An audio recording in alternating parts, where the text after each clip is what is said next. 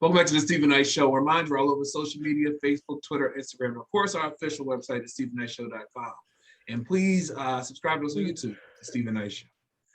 All right, so R. Kelly has been found guilty by a federal jury today in a sex trafficking trial following decades of numerous allegations of sexual assault and misconduct involving young women and children.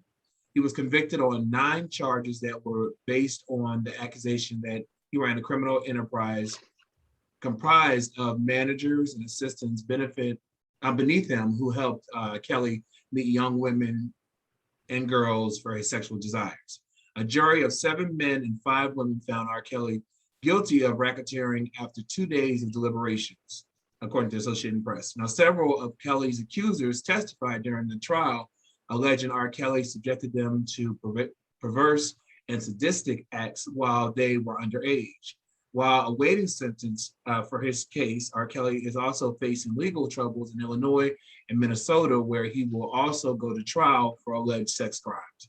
R. Kelly had a long history of alleged pedophilia dating back to 1994, marriage to late Aaliyah when she was 15. His marriage was later annulled. And then he was arrested in 2002 and accused of making a sex tape with a 14-year-old. Despite his past, the real fallout didn't happen until the widely watched docuseries Surviving R. Kelly somewhat effectively canceled R. Kelly in many entertainment spaces. During the federal trial, jurors were shown homemade videos of R. Kelly engaging in sex acts that prosecutors said were not consensual. Nayyir, are you shocked that he finally is found guilty of these charges? Yeah, no, I'm not shocked. I'm not shocked, but I do know that him and his lawyers gonna appeal this to death. You know, they're gonna be putting all the stops on this. He doesn't want to be where he's at. He wants to be out. So he's gonna fight with every resource, connection, network, any favors that he's owed, and any favors that he can, give. He's gonna fight this tooth and nail. I think it'll be similar to Cosby. He'll probably do a little. Well, he's already done some time. He'll do a little bit more, I imagine, and something gonna turn over for him. Somebody gonna really man mountains for him to leave. But I wasn't surprised at all. No. Yeah.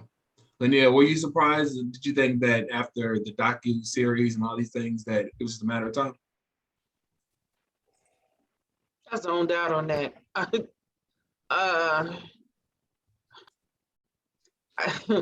So many people need to be in jail in regards to that situation. And I mean, from the parents of those girls who freely gave their daughters to this man. Starts from there, and it needs to trickle down because he don't need to be there alone.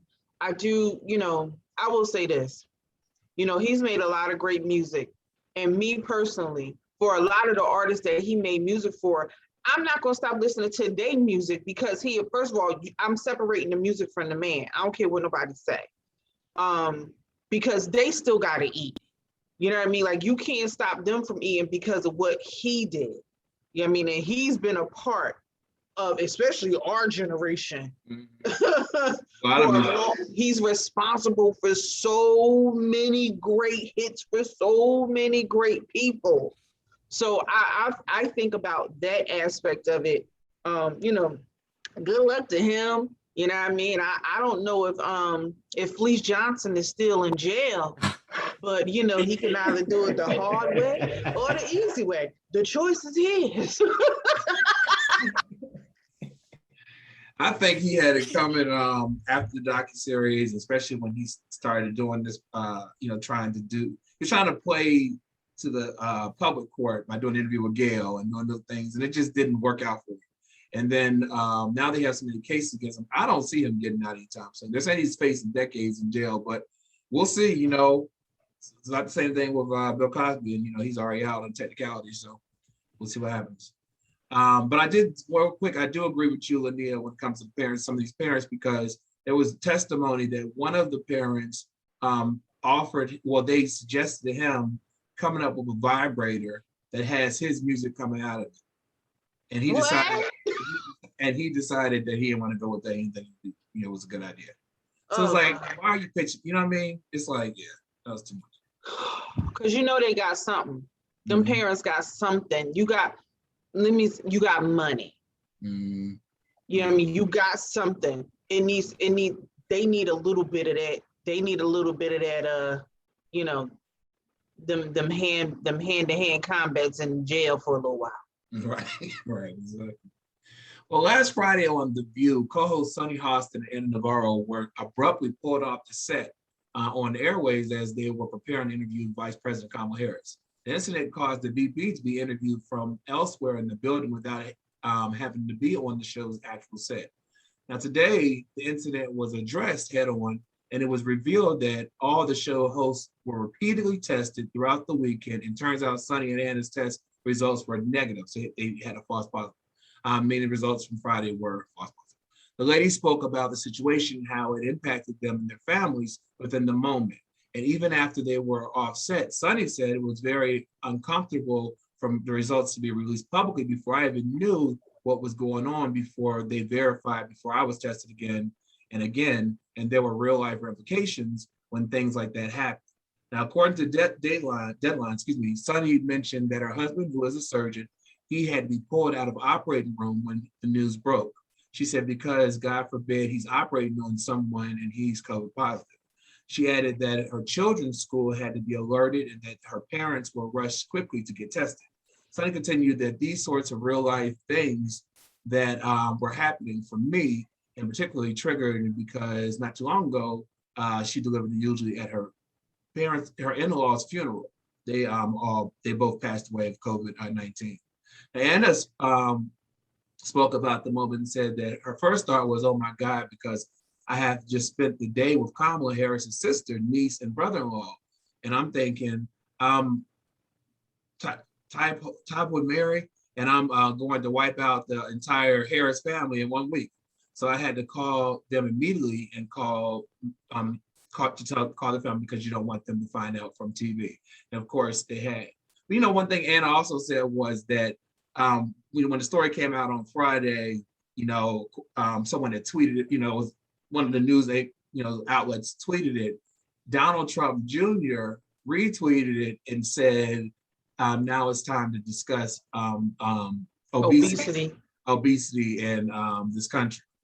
And Anna said, when your dad's ass is as big as a New Jersey apartment, maybe you should address obesity when he caught it last year.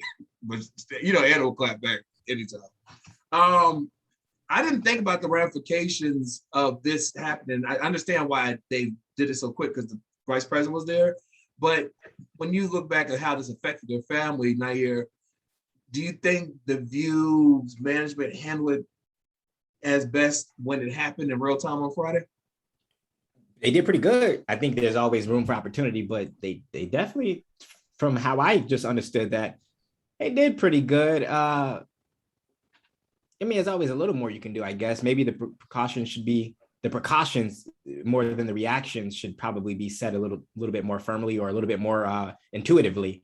Other than that, from how I understood, yeah, it seems like they handled it pretty well, pretty quickly, pretty timely, and as much as they could do, especially changing the location.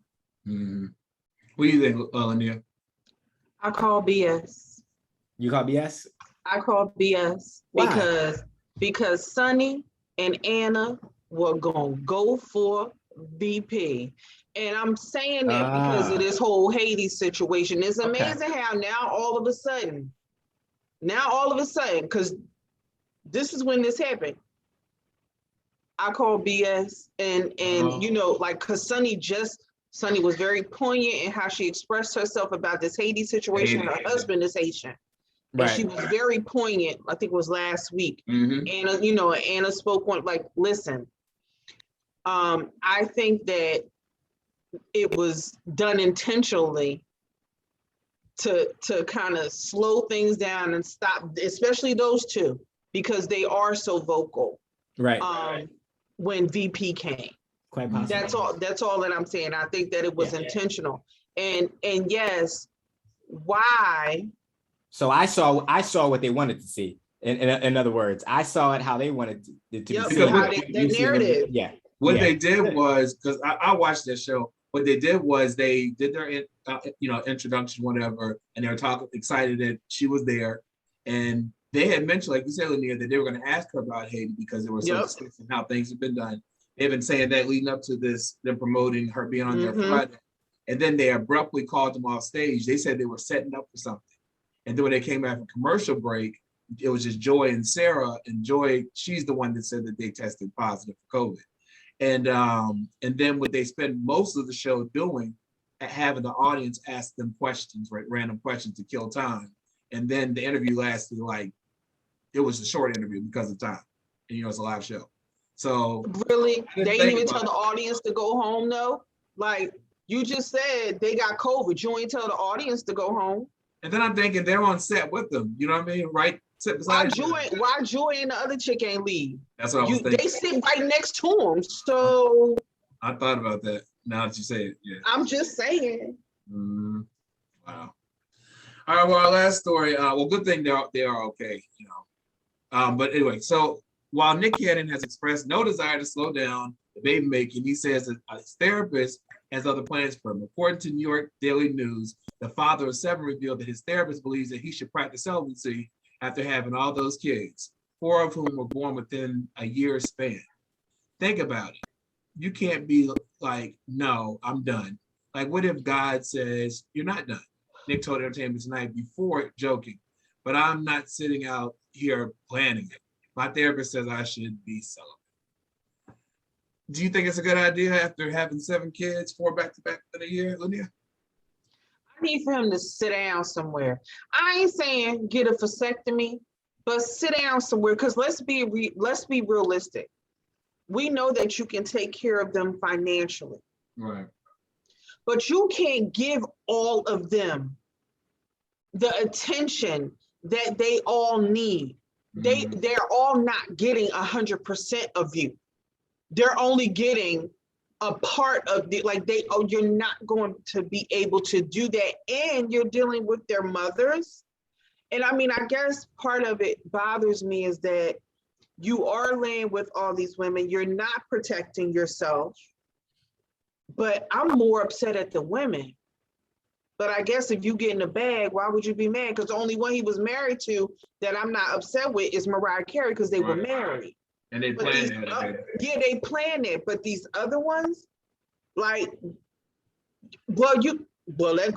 ties into Will Smith saying he wish he had a harem. So there you go. I mean, I think that part is irresponsible. I know God said be fruitful and multiply, but this it's just unorthodox relationships. But so you're supposed to go around and have babies with different women, you know what I mean? And I don't know. To each his own. But yeah, maybe you should sit down somewhere, because you're not going through matter of fact, the model chick, is it Jessica Smith? Because he don't mess with her no more because she couldn't get pregnant. What are you doing to these women mentally when because I can't get pregnant by you, now you throw me away? Yeah. But I mean, to each his own. Y'all go ahead and y'all get that bag, and Nick, continue to sow your seed all over the place. I ain't worried about it because I wouldn't have no kids by him. Y'all remember y'all seen Drake's recent album cover with all the women? Oh, with the 3? They said that should have been Nick Cannon's album cover. With the pregnant chicks. Nayyir, what are your thoughts on it? I mean, if he feels he can provide, like she said, financially and otherwise, the ways that you should provide in nurturing and raising a child, go for it. If he feels like he can provide and he's got good relationships with these women. I don't know. I'm not for or against it. I think I'm for the welfare of everyone. So if he's well, if the mothers are well, the children are well, then all's well. But if it's straining things, relationships and people's lives and finances unnecessarily and attention unnecessarily, then he might want to relook. someone might need to say, hey man, you need to look at what's going on here and take a step back. His therapist told him to be celibate. Yeah, so if his therapist is it may be time for him to take a look at his situation before he continues to thin himself out. There's a reason. There's a reason why you're doing that. I don't care what you say. There's a reason. Your therapist told you you need to be celibate. Oh, we know there's some underlying issue. Yeah. Remember Kiki White? I think she has like 11 kids. Like 25? She had said on when she was on the reality show Army Divas that she thinks deep down she has kids to cope with other things that are going on in her life. By having those kids, their love, that's how she's doing it. So it could be something. And if your therapist tells you to do it, it's something to look at. And also, people do that with kids. People do that with spouses. People do that with pets. People do that with distractions in general. Absolutely. No matter what kind of distraction, they do that. I think, I'm no therapist or doctor, but I think I've seen some women and men, have children for that reason. And some of them didn't even find spouses. Some of them just went and got donors, just to have children, to have whatever it is that they were missing. Yeah. But take it. I'm like you said, financially he can afford the kids, but like you said, how much time we really able to spend with different kids in different states, different mothers, that's it's kind of working. You working like a worker. And he works a lot, right? He does a lot. Because you got to be able to afford all these children. Basketball team. Well, listen, he doing better than us financially, so God bless him. But God bless the kids. Listen, thank you for Hot Topics. When we come back, our interview with Miss Robbie, you don't want to miss it. Right back after this. Thank you, Lynia and Nayyir. Of course. Thank you.